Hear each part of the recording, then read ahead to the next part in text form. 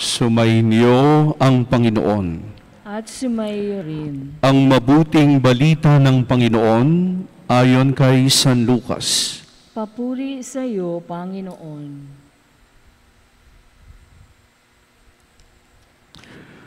Noong panahong iyon, nang tumingin si Jesus, nakita niya ang mayayamang naguhulog ng kanilang kaloob sa lalagyan nito sa templo. Nakita rin niya ang isang dukhang babaeng balo na naghulog ng 2 kusing. Ang wika ni Jesus, sinasabi ko sa inyo, ang dukhang balong yon ay naghulog ng higit kaysa kanilang lahat, sapagkat bahagi lang ng di na nila kailangan ang kanilang ipinagkaloob. Ngunit ibinigay ng balong yon na dukhang-dukha ang buo niyang ikabubuhay. Ang mabuting balita ng Panginoon. Pinupuri ka namin, Panginoong Hesukristo.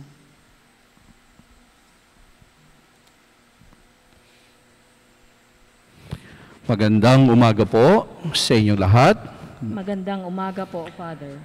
Binabati rin natin ang mga nakasubaybay ngayon sa misang ito na nasa kanilang mga tahanan. Nasa huling mga araw po tayo sa taong ito dahil sa darating na linggo, bubuksan natin ang panibagong taong pangliturhiya ng simbahan. Simulan ko po, nabalita po noong 2012 na ang Pilipinas daw po ay pang-17 sa mga pinakamapagbigay na tao sa buong mundo. Kaya ang headlines ay Philippines, 17th most generous country in the world. Ito'y mula sa ito'y pag-aaral na ginawa ng Charities Aid Foundation. Kaya sa World Giving Index noong 2012, pang-17 raw ang Pilipinas. Naglabas na rin po ng resulta para sa taong ito. Ang number 1 po ay Indonesia. Sa World Giving Index, number 1 po ang mga taga-Indonesia. 8 in 10 Indonesians have donated money in the last year. 8 sa 10 ang nagkakaloob. Kaya sila ngayon ang pangunahin, number 1 sa World Giving Index ng 2021. Tayo naman po ay bumaba sa pang-65 mula dun sa 17th, yung ranking natin nung 2012, ngayon ay 65th. Medyo bumaba tayo sa World Giving Index o yung pagiging mapagbigay na mga tao. Siguro nga po ay dahil talagang naapektuhan tayo ng pandemya. Pero tayo naman, mga Pilipino, ay likas sa atin yung pagiging mapagbigay o mapagbahagi. Pero dahil nga siguro sa nangyari sa atin na maraming nawalan din ng trabaho, na limitahan yung pagiging nating mapagbigay. Nabalita po yung sexy actress at vlogger na si Ivana Alawi. Gumawa siya ng social experiment. Nagpanggap siyang pulubi at nanghingi sa kalsada. Ang kanyang sinasabi sa nilalapitan niya, kailangan niya ng pamasahe pauwi sa Baguio. May ilan daw po na nagtaboy, ayon doon sa kanyang kinikwento sa vlog, pero mas marami raw po yung tumulong at mas naantig ang kanyang puso dahil may isang nagtitinda ng puto at kutsinta na nagbigay ng 20 pesos at sa huli nga ay binigyan niya ng ng reward yung mga nagpakita ng malasakit. Minsan nga, kahit na mahirap ang buhay ng isang Pilipino, pero kapag may lumalapit at humihingi ng tulong, hindi tayo madamot. Tayo nagbibigay ng tulong. Nabalita, ilang taon na nakakaraan, yung isang Pilipino na hairstylist sa New York, ang pangalan niya ay Mark Bustos. Hindi lang siya ordinaryong hairstylist, kundi siya ay celebrity hairstylist. Nang minsan na umuwi siya dito sa Pampanga, nakita niya ang kalagayan ng kanyang mga kababayan sa Pampanga. At doon niya na-realize kung gaano siya ka-bless, kung gaano siya kaswerte sa buhay, at tumulong siya sa kanyang mga kababayan sa Pampanga. Pag uwi niya ng New York, nadala niya yung pagtulong na yon sa New York. Kaya itinatag niya yung Be Awesome to Somebody, Free Haircuts to the Homeless Every Sunday. Kada linggo, naghahanap siya ng mga homeless sa New York at binibigyan niya ng libreng gupit. At sobra-sobra yung pasalamat ng mga homeless. Alam natin ang presyo ng gupit sa Amerika. Kung dito ay ang magugupit pwedeng 50 pesos, sa Amerika mahal ang gupit. Kaya sobra-sobra daw ang pasalamat. May nagsabi pa sa kanya, para kang anghel na bumaba sa langit. Pero yung paglalarawan ni Mark Bustos, the feeling was so rewarding. Hindi ko mailarawan ang saya na nararamdaman ko sa tuwing ako'y nakatutulong sa mga homeless sa paggugupit sa kanila. Siguro ngayong araw na ito, itong gospel na ito ay ibanghelyo natin 2 linggo ang nakakaraan. At tamang-tama nga na ngayon naghahanda tayo sa stewardship program. Ang isang haligi ng stewardship ay ang pagiging mapagbigay. Yung tanong na gusto kong itanong natin sa sarili natin, nakakaramdam ka ba ng saya kapag ikaw ay nakapagbibigay? May nararamdaman ka bang saya sa iyong puso kapag ikaw ay nakapagbabahagi? Ang sagot ko diyan ay depende sa motibasyon, depende sa layunin ng iyong pagbibigay. Sapagkat ako'y naniniwala, mas malinis ang hangarin, mas malinis ang layunin ng iyong pagbibigay, mas malalim yung saya. Di gaanong malinis na hangarin, di rin ganun kalalim ang saya na nararamdaman natin. Kaya mas malinis ang layunin ng pagbibigay, mas malalim ang sayang nararamdaman natin.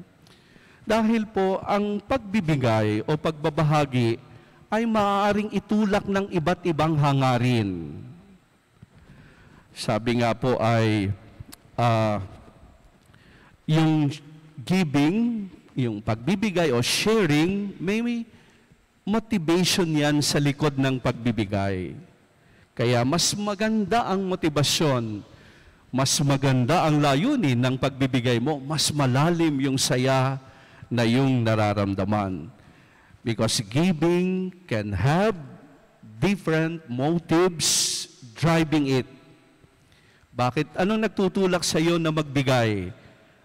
Merong iba't ibang motives, may iba't ibang dahilan kung bakit natin ito ginagawa. Ano yung mga iba't ibang motibo na nagtutulak sa isang tao na magbigay? Number 1, some give in order that they can get something back from it. Nagbibigay dahil may gustong makuha pabalik. Nagbibigay kasi may gustong kapalit. O yan, nagbigay pero ang motibasyon niya, meron siyang gustong makuha sa pagbibigay. Sa unang tingin, nagbigay. Pero, yung nagtutulak naman pala ay hindi gaanong kagandang layunin.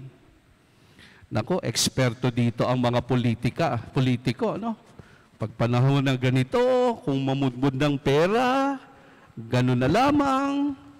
Pero bakit namumudmud pag ganitong panahon? Di para makuha yung ating boto. Kaya po mga kapatid, sana naman wag nating iboto yung mga ganitong klaseng politiko. Dahil alam naman natin, babawiin din yan pag sila'y nanalo. At sana wag nating ipagpalit ang dangal ng ating boto.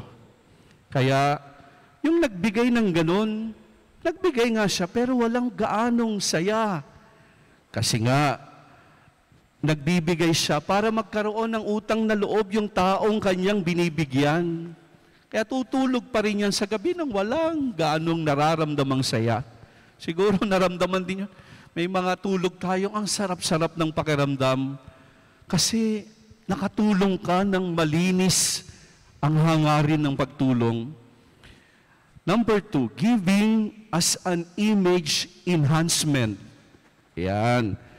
Pampaganda ng image sa iba. Giving to make ourselves feel like nice people. So, mas simpleng salita, pampapogi lamang, pakitang taong pagbibigay. Pangdagdag lang ng ating self-image. Pag ganito, ang klase ng pagbibigay natin, hindi ganon kalalim yung saya. Siyempre, nagbibigay ka para lang sa iyong self-image. Kaya, tutulog ka sa gabi, hindi ganon kalalim yung saya. Kasi hindi naman ganon kalinis ang ginawa mong pagtulong. Third, giving can sometimes be like a social duty. We do it because everybody else is doing it. Ito yung giving out of sense of obligation. Mas maganda na ito kaysa dun sa dalawang una. Pero hindi pa rin ganun kaganda yung hangarin. Nagbibigay ka lang dahil obligasyon mong magbigay. Nagigilty ka pag hindi ka nagbigay. Mas maganda pero hindi pa rin ganun kaganda yung hangarin ng pagbibigay. Ang pinakamaganda pong hangarin yung pang-apat, an overflow of love. Pagbibigay dahil sa nag-uumapaw na pag-ibig. Ito yung pagbibigay ng balo sa ebanghelyo natin ngayon, ano? Dukhang-dukha pero ibinigay ang 2 kusing na natitira na lang. At bakit niya nabitawan yung 2 kusing? Dahil sa sobra-sobra niyang pagmamahal sa Panginoon. Siguro dahil ganyan din naman ang Diyos sa atin. Pag nagbigay, sobra-sobra ang pagbibigay sa atin ng Panginoon. Sabi nga, hindi siya nagbibigay ng mga biyaya dahil may hinihingi siyang kapalit. Hindi ganon ang ating Diyos. Hindi siya nagbibigay dahil nagpapapogi lang sa atin. Hindi siya nagbibigay dahil obligasyon niyang magbigay. Kung tutusin, naibigay na naman niya lahat sa atin Kundi dahil sa nag-uumapaw na pag-ibig niya sa atin. Sana ito rin ang ating motibasyon kapag tayo nagbibigay. Nagbibigay tayo dahil sa ating pagmamahal, hindi dahil gusto nating magkautang na loob yung tao sa atin, hindi dahil may pinangangalagaan tayong self-image, hindi dahil napipilitan tayo dahil obligasyon natin, kundi ito'y bunsod ng nag-uumapaw na pagmamahal sa ating puso na naramdaman natin mula sa Diyos. Sabi nga po, we can give without loving, but we cannot love without giving. Mari tayong magbigay kahit hindi tayo nagmamahal. Ngunit kung tayo lubos na nagmamahal, hindi maaaring hindi tayo magbibigay. Kaya ngayong araw na ito, yan yung hamon sa atin. Sana when we give with the right motivation. When we give with the right attitude. Kapag magbibigay, naway ito'y bunsod ng malinis na hangarin.